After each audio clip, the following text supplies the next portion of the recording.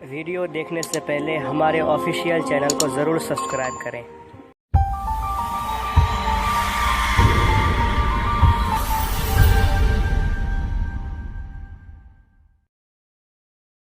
میں غوث پاک کی تحریک آپ کو بتا دوں کون سی تحریک تھی۔ وہ صلاح الدین ایوبی جو بیت المقدس فتح کیا، یہ غوث پاک کی تحریک ہے۔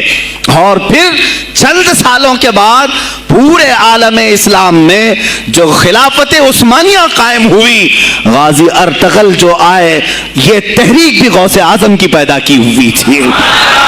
آپ نے جوانوں کو متحرک کیا تھا اور پھر امت کا وہ شعور بیدار کیا تھا جو ان میں مردہ کر چکے تھے کچھ حکومت کے کارندے۔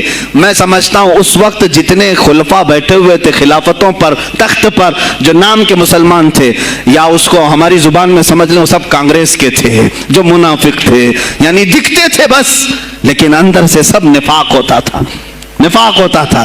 ہاں میں صاف کہوں گا، بغداد میں بھی کانگریس کا خلیفہ رہا ہوگا، مصر میں بھی اور ترکی میں بھی اور نیشاپور میں بھی، اس لیے کہ مسلمانوں کے خون چوس کر کے تخت پر بیٹھ تو جاتے لیکن پوری زندگی گزر جاتی، میرے مصطفیٰ کا نام تک نہیں لیتے تھے، ان کو بٹھاتے تھے مسلمان۔ آج آپ بھی تو یہی کر رہے ہیں، یہی کر رہے ہیں۔ ہم اپنا اپنا سمجھ کر کے جن کو اوپر تک بٹھاتے ہیں، پوری زندگی چھان مار کر کے دیکھ لو، کب یہ نظام قرآن کی کبھی بات کیا ہے؟ کبھی میرے مصطفیٰ پر آنے والی آنچ کے لیے کھڑا ہوا ہے؟ کوئی نہیں کھڑا ہونے والا ہے۔ ان کے سفید کرتے اور ان کے سفید پاجامے سب کفن بن کر رہ جائیں گے اور کچھ بھی نہیں ہوگا۔ عزیزان گرامی وقار، آپ کو سرکار بغداد رضی اللہ تعالیٰ عنہ کی تحریک میں بتاؤں، ترکی سے نکلنے والی خلافت عثمانیہ یہ غوث اعظم کی پیدا کی ہوئی تحریک تھی۔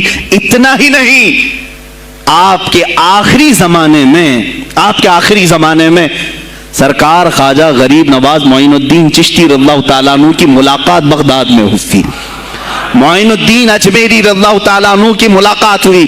تاریخ دان نے لکھا، آج میں نے پہلی مرتبہ اس کو پڑھا اور آپ کے سامنے پہلی بار بتا رہا ہوں، سرکار بغداد اور حضرت خواجہ غریب نواز کی ملاقات کے بارے میں بہت سارے باتیں چلتی ہیں کتابوں میں بھی، میں نے اپنے مرشد سے بھی پوچھا تھا۔ بہرحال ایک تاریخی کتاب سے مجھے آج یہ بات ملی کہ سلطان الاولیاء غوث پاک نے حضرت خواجہ غریب نواز کو کیا وصیت کی تھی، کیا کہہ کر کے بھیجا تھا۔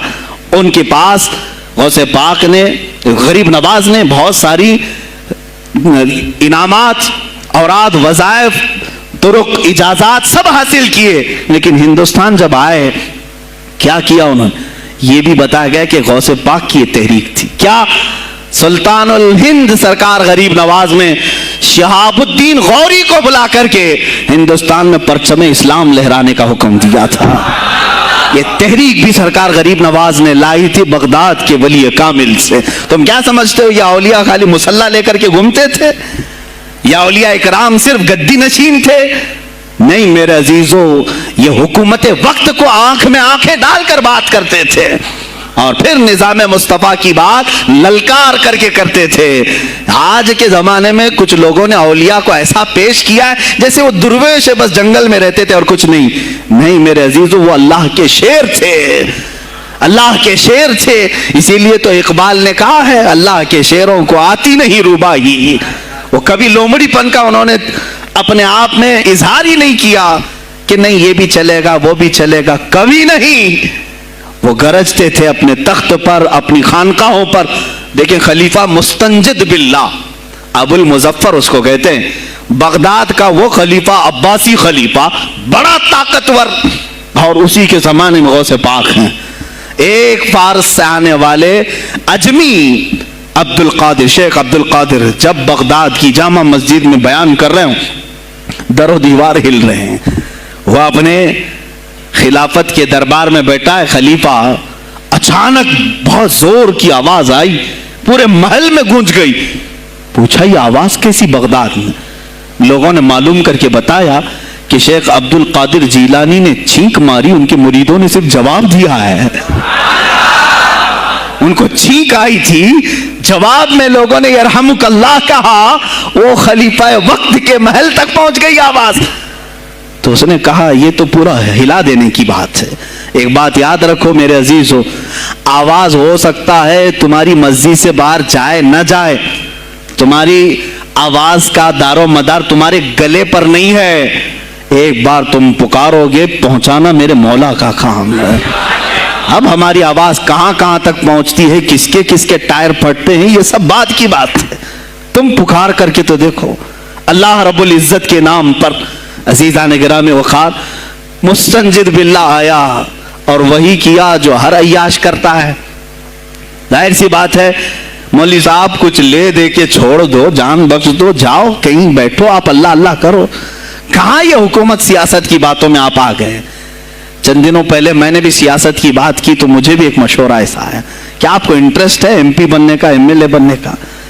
میں نے کہا مجھے انٹرسٹ تو نہیں ہے لیکن کرسی صاف کرنے کا انٹرسٹ بہت ہے، اس پر جو کچرا ہے اس کو صاف کرنے کا انٹرسٹ بہت ہے، انشاءاللہ العزیز وقت آئے گا وہ صاف ہوگی بھی۔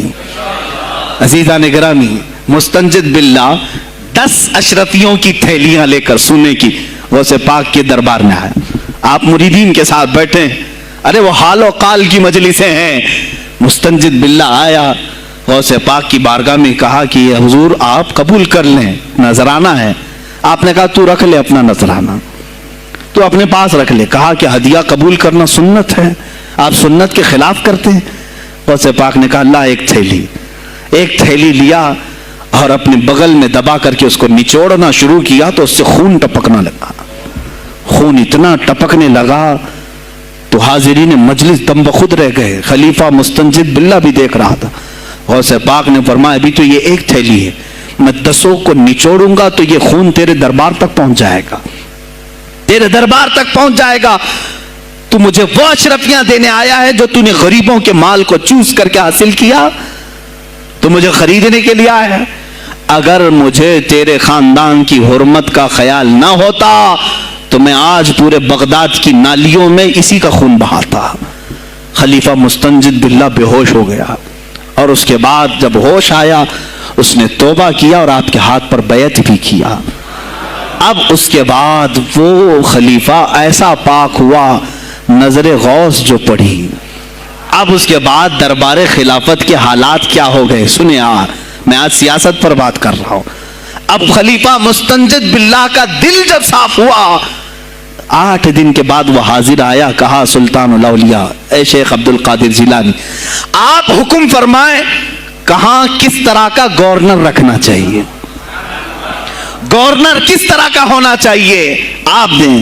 غوث پاک نے اپنے خلفاء کو حکم دیا کہ لسٹ بنائی جائے، اسلامی سلطنت میں گورنر کون ہوگا، لسٹ بنی، کہا وہ ہوگا جس کی تہجد قضا نہیں ہوتی، وہ گورنری پر آئے گا جو سنت رسول کو ہلکا نہیں سمجھتا ہوگا، وہ گورنری پر آئے گا جس کی نمازیں کوئی قضا باقی نہ رہی ہوں، اس لیے کہ جو اللہ کا قرضہ باقی رکھے گا وہ لوگوں کا بھی مال کھا جائے گا۔ آپ نے لکھایا نام، خلیفہ مستنجد باللہ نے آپ کے اشارے پر گورنر پورے تبدیل کر دیے، ہر جگہ پر ایسے لوگوں کو رکھا جو سرکار غوث پاک کے یا تو مرید تھے یا خلیفہ تھے یا شاگرد تھے، اور ان کے دلوں میں اللہ کا خوف تھا، اور وہ پورے بغداد اور آس پاس کی سلطنتوں کو سنبھالے ہوئے تھے۔ ایک وقت ایسا آیا کہ وہی چند سال پہلے جو بغداد نشے میں ڈوبا ہوا تھا، 10 سالوں کے بعد لوگ کہنے لگے کہ آج بغداد ایسا لگ رہا ہے جیسے عمر بن خطاب کا زمانہ آ گیا ہو، عمر بن خطاب کا زمانہ آیا ہو۔ تم نے تو غوث پاک کی 11ویں کھائی ہے نا، اصلاح حکومت ان سے نہیں سیکھا، وہ آئے تھے نظام تبدیل کرنے کے لیے۔ آج میں علماء سے بھی یہی کہوں گا، تم حق بات تو پہنچاؤ قوم تک۔ آج حالات ایسے ہیں میرے عزیزوں، ڈر اور خوف ان کے سینوں پر طاری ہوا۔ کس بات سے ڈرتے ہو؟ کیا تم نے اللہ کی ذات پر ایمان نہیں لائے؟ یہ نہیں کہتے ہو موت و حیات اللہ کے ہاتھ ہے، رزق اللہ کے ہاتھ ہے، پھر ڈرتے حکومت وقت سے کیوں؟ مجھے ابھی چند دنوں پہلے ایک میسج یہ بھی آیا تھا کہ حضرت آپ تو پاکستان کے علامہ خادم حسین کی تعزیت پر بیان کر رہے ہو، آپ دیکھ نہیں رہے یہاں کا ماحول کیسا ہے؟ عزیزان گرامی، اس دن مجھے افسوس اس بات پر ہوا، سوال پر، ہائے افسوس، اس قدر تمہارے ضمیر مردہ ہو گئے، اس قدر تم بزدل ہو گئے، لاکھوں لوگوں کے دلوں میں شمع عشق مصطفیٰ جگانے والے پر تمہاری زبان بند ہے، تمہاری زبان بند ہے۔ میں نے صرف ایک جملہ کہا، کوئی فرق نہیں پڑتا، میں اس ملک میں رہ رہا ہوں جہاں کا پرائم منسٹر ایک سور خبیث فرانس کے صدر کے لیے ٹویٹ کر سکتا ہے، تو میں پڑوسی ملک کی کسی عاشق رسول کی تعزیت کیوں نہیں کر سکتا؟ کیوں نہیں تعزیت کر سکتا؟ اگر ہندوستان کی تخت پر بیٹھنے والے کو فرانس کے صدر سے کوئی دلی عشق ہے، محبت ہے، تم اس کی معشوقہ ہو یا محبوبہ ہو، مجھے فرق نہیں پڑتا، لیکن اتنا ضرور ہے عاشق رسول مشرق میں ہو، شمال میں ہو، جنوب میں ہو، مغرب میں ہو، جب اس کی روح جائے گی تو ہماری بھی روح تڑپے گی۔ ہماری ڈور بندھی ہوئی ہے مدینۃ الرسول سے۔ میرے آقا صلی اللہ علیہ وسلم کی جو بات کرے گا وہ پھر کسی بھی ملک کا باشندہ ہو۔ تم کہتے ہو تعزیت کے لیے، ارے میرے عزیز، اگر میں سامنے ہوتا تو اس کے قدموں کی خاک میں اپنے امامے پر رکھتا۔